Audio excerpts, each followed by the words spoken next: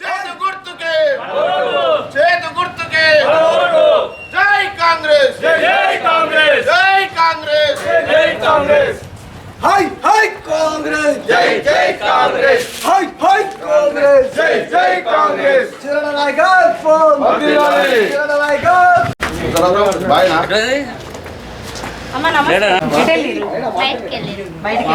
మీరైతున్నారు కదా చేయి గుర్తు కోటేయ్యి బిడి చేస్తావా చేస్తావు బిడి హజార్కి ఎంత వస్తుంది 32 పెరిగింది 2000 కదా పెన్షన్ ఇంతకు ముందు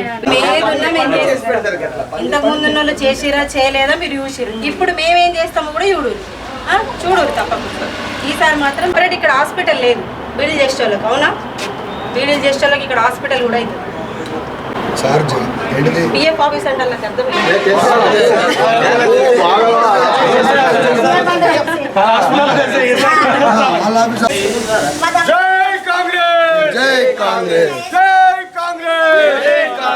మేడం చేతుల్లో ఉంటాయండి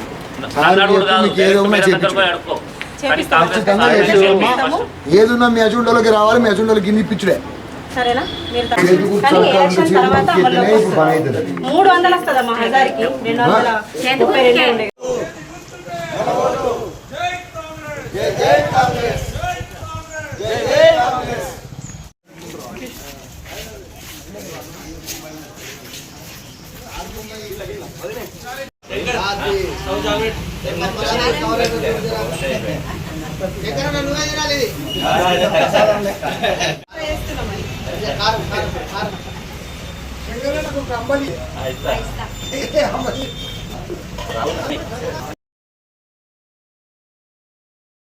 21 వార్డులలో ప్రచారం మొదలు పెట్టడం జరిగింది.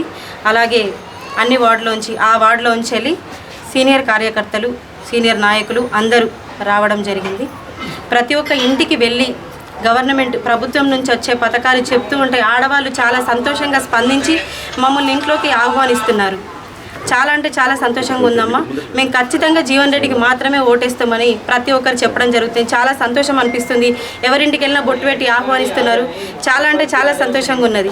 ఎందుకంటే ప్రభుత్వం ప్రవేశపెట్టిన ఈ పథకాలను చూస్తూ ఉంటే ఆడవాళ్ళ లోపల ఎంత సంతోషం ఉందంటే ఇప్పుడు ఇంతకుముందు బీడీలది హజార్కి ఒక 232 రూపాయలు మాత్రమే ఉండే. పాపం వాళ్ళు ఇన్ని సంవత్సరాల నుంచి కష్టపడుతున్నారు. అది ఎంతవరకు వస్తాయి?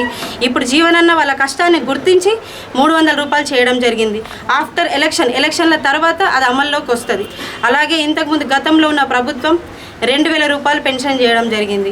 అది కాంగ్రెస్ ప్రభుత్వంలో ఉన్నప్పుడు ఈ పెన్షన్ ఏదైతుందో 70 రూపాయల నుంచి మొదలైంది. అసలు ఈ పెన్షన్ అనేది కాంగ్రెస్ ప్రభుత్వమే మొదలుపెట్టింది. 70 రూపాయల నుంచి మొదలైంది. అది టీఆర్ఎస్ ప్రభుత్వం ఏం చేశారంటే 2000కి చేసారు. దాని తర్వాత ఇప్పుడు మళ్ళీ కాంగ్రెస్ ప్రభుత్వం ఏం చేసింది అని అంటే అదే బీడీలు చేసుకునే వాళ్ళకు 2000 ఏం సరిపోతాయి, వాళ్ళ కష్టం చూసి 4000 పెన్షన్ చేయడం జరిగింది. అది కూడా ఇప్పుడు ఏదైతే ఎలక్షన్ ఉన్నదో ఎలక్షన్ కూడా అయిపోగానే అది కూడా అమల్లోకి వస్తుంది.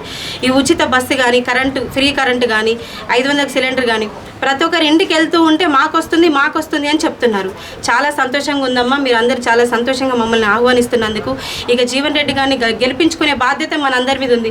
మహిళలు ప్రతి ఒక్కరు బయటికి వచ్చి మీరందరూ జీవనన్నకు సపోర్టివ్గా బయటకు వచ్చి జీవనన్న ఓటేయాలని ప్రతి ఒక్కరిని అడుగుతున్నాను నేను. మీరందరూ ఓటేసి గెలిపించాలి. ఇంకా మనకు ప్రభుత్వంలో ఎన్ని పథకాలు ఉన్నాయో అవన్నీ రాబోతున్నాయి. బీడీలు చేయని వాళ్ళకు కూడా మహాలక్ష్మి పథకం కింద 2500 మహాలక్ష్మి పథకం అంటే 2500ది మనకు వస్తుంది. అదే కాకుండా మనకు ఏదైతే బీడీలు చేసే వాళ్ళకు ఉందో ఆఫీస్ ఇక్కడనే పిఎఫ్ ఆఫీస్ అనేది అది ఇక్కడనే వస్తుంది. అది కూడా జీవన్ రెడ్డి గారు చెప్పారు. అలాగే వాళ్ళ కార్మికులకు హాస్పిటల్ లేదు ఇన్ని సంవత్సరాల నుండి, అది కూడా ఇక్కడికే తీసుకొస్తా అన్నారు. ఇంకొక విషయం ఏంటిది అంటే ఇంతవరకు అసలు ఇక్కడ జిల్లా అయ్యుండి మనకి ఇంతవరకు ఇక్కడ పాస్పోర్ట్ ఆఫీస్ లేదు. ఆ పాస్పోర్ట్ ఆఫీస్ కూడా నేను ఇక్కడికి తీసుకొస్తానని జీవన్ రెడ్డి గారు చెప్పడం జరిగింది. సో ప్రతి ఒక్కరు దయచేసి ఆలోచించండి. మన ప్రభుత్వం వల్ల మనకు ఎంతో న్యాయం జరుగుతుంది. ప్రతి ఒక్కరు ఆలోచించి ఓటేయండి. ఎందుకు వేస్తున్నాం, ఎవరికి వేస్తున్నాం, ఎందుకోసం వేస్తున్నాం అనేది ప్రతి ఒక్కరు ఆలోచించి ఓటు వేయండి. ఎవరికి వేస్తే మనకు న్యాయం జరుగుతుంది అనేది ఒకటి దృష్టిలో పెట్టుకొని మనస్ఫూర్తిగా ఓటేయండి అమ్మ. ప్రతి ఒక్కరికి జై కాంగ్రెస్.